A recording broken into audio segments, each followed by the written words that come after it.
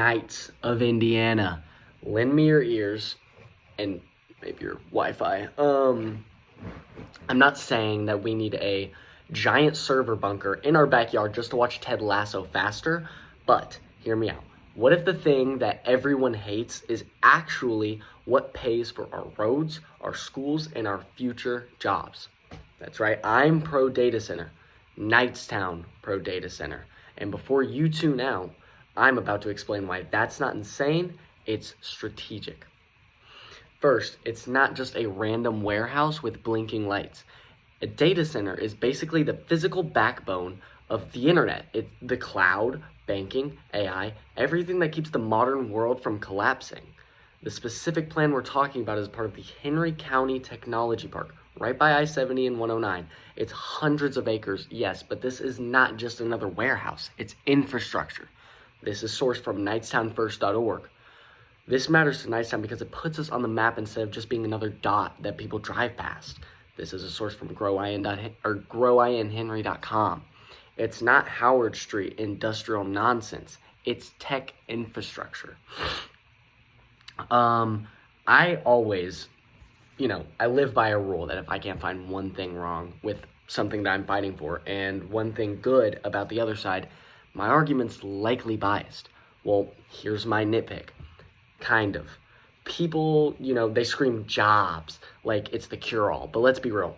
Most data centers automate like crazy. They won't bring stacks of new bartenders or Walmart cashiers and greeters. But here's the kicker. Construction alone means hundreds of jobs for local contractors, electricians, and laborers. That's people in paychecks before the server racks are even installed. And once built, fewer full-time jobs, but the indirect economic boost can be real. This is also sourced from knightstownfirst.org. Construction jobs equals real dollars now. Indirect jobs, security, cleaning, landscaping equals real jobs later.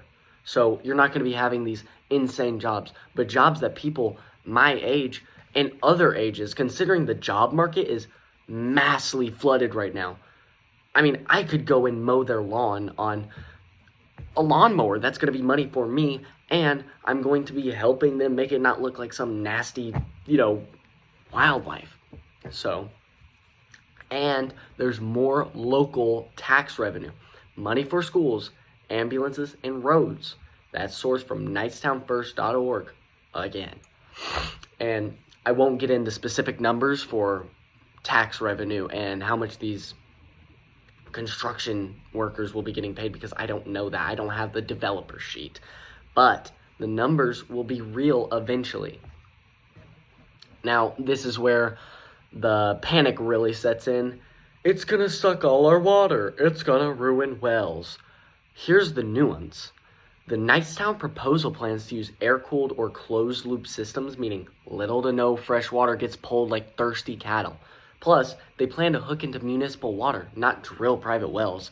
That protects your neighbor's well. This isn't 1998 tech. It's improved. This is sourced from hctechpark.com. Everybody's always like, water equals danger. The plan is built to not drain private wells. That's in the frequently asked questions. If it changes, we hold them to it, contractually and publicly. That is also sourced from HC Tech Park. I'm not just pro data center around the world. I'm pro this data center because they are very see-through, and I'm very pro Knightstown. So if they don't do what they say they will, we will hold them to that. And there's legit worry that something this big will wreck infrastructure, power grids, roads, noise. Developers here want to generate a lot of their own natural gas-based power on site. That means less strain on the grid and potential reliability improvements, not the opposite. WRTV.com news. Source. This isn't a mystery blob. It's engineered with grid and power planning in mind. Also sourced from WRTV.com news. Noise. Modern data centers can be quieter than people expect, and they're putting them off the interstate where ambient noise is already high.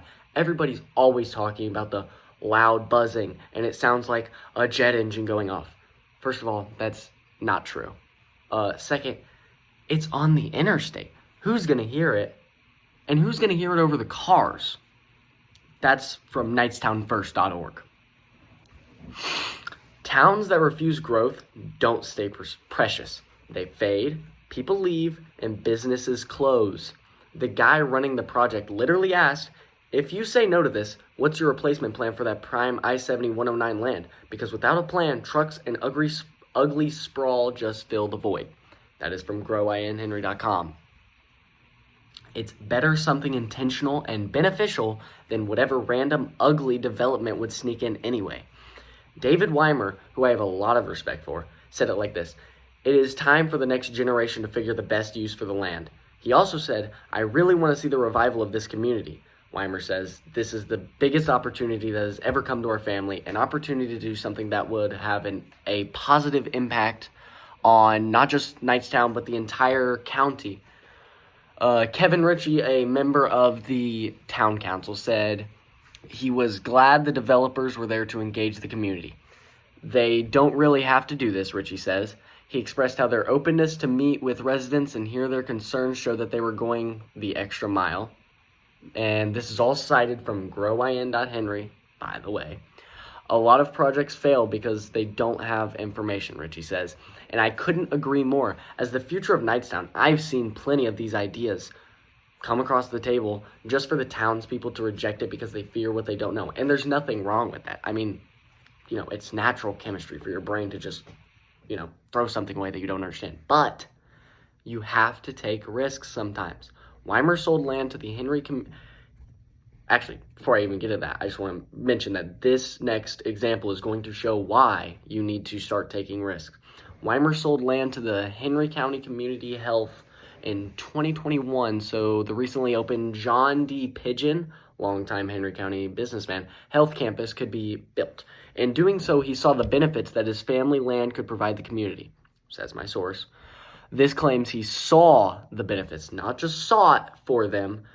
Our community is already seeing what this advancing can do. So, just like somebody comes up to me, they're like, it's going to drain water. Their plan uses closed-loop systems and municipal water, not private wells. It'll ruin the farmland. If it's here, we get a say in the zoning agreements and environmental protections. That's leverage most towns never get. That's from knightstownfirst.org. Few jobs. It's not worth it. Immediate jobs during constructions, indirect local jobs, and huge tax revenue for schools and services. That's actual local impact. Also from knightstownfirst.org. So yes, I am pro data center, pro Knightstown data center, because it's not about selling out. It's about moving forward with a plan, not against our own future. We deserve transparency, accountability, and a seat at the table. And if developers want to build here, we make them earn it with community benefits, environmental safeguards, and real economic boost, not free passes. That's not corporate kissing up. That's smart, local leadership. So now I would like to say that I am extremely firm in my belief, and I would like to challenge anyone who opposes this idea to debate me. It could be over text, phone call, or I would even do it in person, face-to-face on my next podcast episode.